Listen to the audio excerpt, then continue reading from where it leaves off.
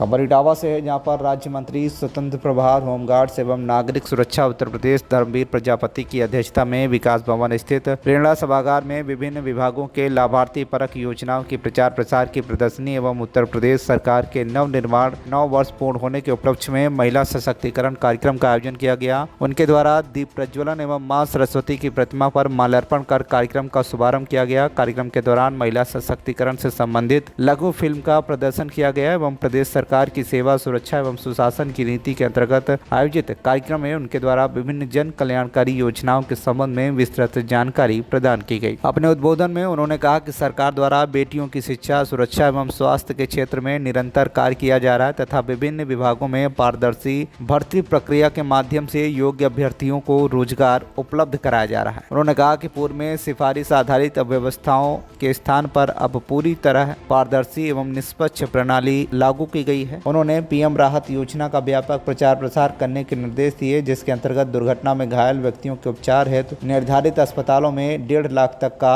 व्यय सरकार द्वारा वहन किया जाता है। योजनाओं के बारे में और जो माननीय प्रधानमंत्री जी का जोर रहता है और जो माननीय मुख्यमंत्री जी का जिन बिंदुओं पर जोर रहता है, उसके लिए कितनी प्रकार की योजनाएं हैं जो संचालित हैं, वो सारा विषय यहाँ पे हमारे जो प्रस्तुतिकरण है उसमें आए हैं। सीडीओ साहब भी यहाँ पे बैठे हुए हैं और जो विकास विभाग की योजनाएं, चाहे हमारी बहनें हैं स्वयं सहायता समूह के माध्यम से, या हमारी आंगनबाड़ी बहनें हैं, या प्रोबेशन विभाग के माध्यम से कुछ ऐसी पीड़ित महिलाओं के लिए भी जो कल्याणकारी कार्यक्रम चलाए जाते हैं वन स्टॉप सेंटर के माध्यम से, एक पूरी श्रृंखला है। और जो मिशन शक्ति के माध्यम से एक एक घर तक, एक एक झोपड़ी तक, जहाँ कहीं भी महिलाएं हैं वहां तक पहुंचने का निर्देश, सुरक्षा का आश्वासन और विकास की जो धारा है उससे जोड़ने का एक सतत और व्यापक स्तर पे कार्यक्रम चलाया जा रहा है। आप सभी उसके परिणाम से अवगत हैं। प्राप्त करने वालों के लिए उत्तर प्रदेश में कोई स्थान नहीं है। महोदय, यातायात सुरक्षा की नई सोच के तहत यातायात प्रबंधन को केवल चालान या दंडात्मक कार्रवाई तक सीमित नहीं किया गया है, बल्कि एक नया और मानवीय कंसेप्ट जीरो फर्टिलिटी डिस्ट्रिक्ट का शुभारंभ हुआ है। इसका उद्देश्य सड़क दुर्घटनाओं में होने वाली मृत्यु को न्यूनतम स्तर तक लाना है। इसके अंतर्गत जो ब्लैक स्पॉट्स हैं, जहां आए दिन दुर्घटनाएं होती रहती हैं, उनको चिन्हित करके वहां सुधार करना है। इस मामले में जो जिला सड़क सुरक्षा समिति की मंथली बैठक होती है जिलाधिकारी महोदय की अध्यक्षता में, उसमें अनेक नए कदम उठाए गए। उसमें हमारे पुलिस के अधिकारियों ने, खासकर एसपी सिटी ने बहुत रिसर्च किया और आपको जान करके ये खुशी होगी कि उसके सकारात्मक परिणाम आए और दुर्घटनाओं में कमी आई। मेरा नाम खेम सिंह राजपूत है।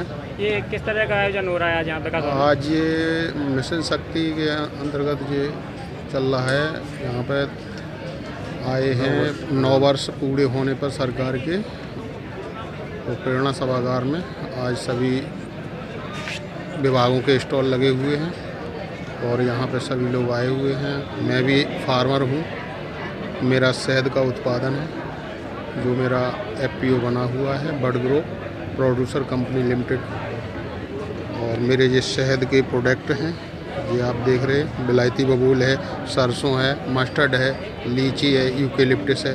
ये मेरे खुद के उत्पादन हैं और बिक्री के लिए भी हैं, बल्क में भी है और फुटकर में भी है। यहाँ पे मैंने मंत्री जी को भी अपनी शहद मस्टर्ड वाली दी है।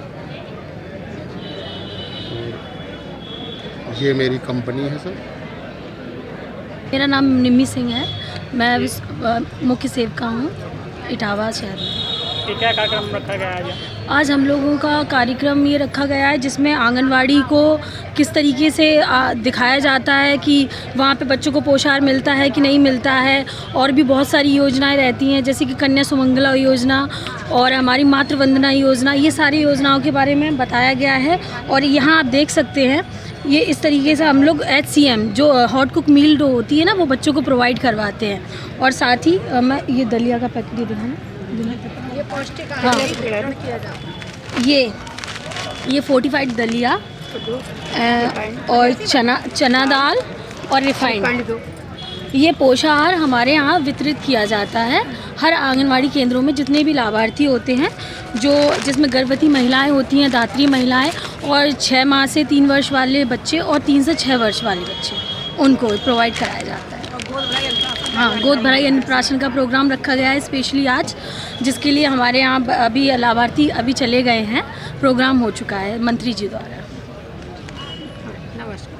देखिए, घटना बताते हैं आपको, और ये घटना कोई कहानी नहीं है। उत्तर प्रदेश में जब 2022 का चुनाव था तो फर्स्ट फेज से मेरी ड्यूटी लगी संभल ज़िले से। एक ग्रामीण क्षेत्र की मंडल की बैठक हम लोग ले रहे थे, उत्तरी भाजपा की मंडल की। वहाँ हमने ही लोगों से पूछ लिया कि 17 से 22 जो सरकार आपने देखी और 12 से 17 देखी, उसमें आप ही बताओ कुछ अंतर। एक बुजुर्ग व्यक्ति खड़े हुए और उन्होंने कहा कि एक अंतर तो हमने देखा है कि यहाँ 12 से 17 में गांव से दूर हमारे पशु रहते थे और हम 24 घंटे वहाँ पशुओं के पास रहते थे, फिर भी चोर आकर तमंचा छाती पर रख करके पशु खोल ले जाते थे, FIR नहीं होती थी। और 17 से 22 में हमने देखा है कि हमारे पशु खेत पे हैं, कोई रिश्तेदार आ जाए तब हम घर चले जाएं, भोजन करके आ जाएं, रात में रुक भी जाएं, लेकिन किसी की हिम्मत नहीं है कि हमारे पशुओं की तरफ आंख उठा कर देख लें। दूसरा, एक व्यक्ति बुजुर्ग खड़े हुए, उन्होंने कहा कि हमारे परिवार के लोग व्यापार के लिए जब जाते थे या नौकरी करने जाते तो चिंता हमको शाम को होती थी कि शाम को समय से वापस आ जाएं। अब हमारी सरकार में, योगी जी की नेतृत्व तो सरकार में, अब हम चिंता नहीं है कि वो समय से, हम चिंता नहीं करते कि समय से आ जाएं। तीसरे एक बुजुर्ग व्यक्ति खड़े हुए कि हमारी बहन बेटियां जब कहीं मार्केट या कहीं जाती थी तो हमें चिंता सताने लगती थी, घर वालों से कहते थे फ़ोन कर लो, वो वापस आ जाएं जल्दी। ये व्यवस्था अंतर देखा है और अब हमारी कोई चिंता नहीं है। एटा ज़िले के 2 पत्नी हमसे मिलने लखनऊ गए थे, जब मंत्री बने थे, तो रात के 9 बजे जब वापस जा रहे थे, हमने उनसे कहा एटा ज़िला है आपका तो आप रुक जाइए, सुबह जाइए। सबसे पहले महिला बोली, अब योगी जी की सरकार है, अब किसी का डर नहीं है। ये आत्मविश्वास जगह है। जब प्रभारी मंत्री सभी निवेश के लिए दूसरे राज्यों में और दूसरे देशों में गए थे, मेरा भी एक कार्यक्रम लगा था चंडीगढ़ में। वहाँ उत्तर प्रदेश के कई व्यापारी हमें मिले, सब ने बताया कि पहले की सरकारों में हमारी शोषण होता था, अवैध शोषण होता था, उसकी वजह से हम भागे। लेकिन अब उत्तर प्रदेश में योगी जी के नेतृत्व में किसी का शोषण नहीं होता। हमें भरोसा है पूरा, हम व्यापार लगाना चाहते हैं उत्तर प्रदेश में। ये आम जनता की रिपोर्ट है, आम जनता में भरोसा इतना जगह है। ये है उत्तर प्रदेश की कानून व्यवस्था। दूसरा, मिशन शक्ति के विषय में आत्मनिर्भर हमारी बेटियां कैसे बने, उनकी शिक्षा कैसे मजबूत हो, उनका स्वास्थ्य कैसे ठीक रहे, गरीब परिवार की बेटियों की शादी कैसे हो, ये चिंता सारी सरकार कर रही है। समूहों के माध्यम से बेटियों को आत्मनिर्भर बनाने का प्रयास कर रही है। जैसे गाँव में घर बना लेते थे, घरौनी सरकार महिला के नाम से कर रही है। जो आवास दे रहे हैं वो सरकार महिला के नाम से दे रही है, तो उनको भी लगे कि मेरा भी घर है। लगभग 3 दशकों बाद नारी शक्ति बंधन अभियान अधिनियम केंद्र में मोदी जी ने पास कराया। अब हमारी विधानसभा लोकसभा में भी महिलाओं की आरक्षण की भागीदारी बढ़ेगी। विधानसभा लोकसभा में हमारी मातृशक्ति की संख्या बढ़ेगी, जहां कानून बनते हैं। तो उत्तर प्रदेश में पिछले 9 वर्षों में अराजकता से निकल करके उत्तर प्रदेश विकास की ओर गया है। विकास तो हुआ ही है, साथ साथ देश की संस्कृति को भी बढ़ावा मिला है। संपूर्ण 28 राज्य और 8 केंद्र शासित राज्य, सभी राज्यों में 55% की भागीदारी एक्सप्रेसवे की उत्तर प्रदेश में है। केंद्र शासित राज्य माने और 28 तो 36 होते हैं। 36 में से 35 राज्यों में जितने 45% एक्सप्रेस बने, 55% एक्सप्रेस वे उत्तर प्रदेश में बने मात्र। 50 योजना ऐसी हैं जिसमें उत्तर प्रदेश केंद्र प्रदेश सरकार की योजनाओं में नंबर 1 पे है। तो उत्तर प्रदेश विकास के साथ साथ आत्मनिर्भर उत्तर प्रदेश कैसे बने, हर परिवार आत्मनिर्भर कैसे बने, हर मातृशक्ति आत्मनिर्भर कैसे बने, ये सपना माननीय मुख्यमंत्री जी का, प्रधानमंत्री जी का है। उसी पे दोनों ही सरकारें हमारी काम कर रही हैं। मंत्री जी, आज आपका इटावा में आगमन हुआ है और आपने टीबी अस्पताल का भी निरीक्षण किया है और कस्तूरबा इंदिरा गांधी जो उसका उद्घाटन भी किया है। देखिए, आज जो है संपूर्ण भारत में कोशिश हमारे प्रधानमंत्री ये है कि टीबी मुक्त भारत हो। आज यहाँ 28 हमारे ग्राम पंचायत ऐसी हैं जो इस बीमारी से मुक्त हैं। 28 हमारे ग्राम प्रधानों को सम्मानित किया गया है और प्रधानमंत्री का सपना है कि पूरा देश हमारा टीबी से मुक्त हो। पहले अगर टीबी का नाम कोई व्यक्ति सुन लेता था तो अगर हल्की बीमारी होती तो पूरी बीमारी हो जाती, तो इतना भय रहता था। लेकिन अब टीबी से कोई डर नहीं लगता, क्योंकि संपूर्ण इलाज टीबी का है और सरकार का प्रयास है कि टीबी मुक्त भारत बने। इसके लिए हम लोग प्रयास करें।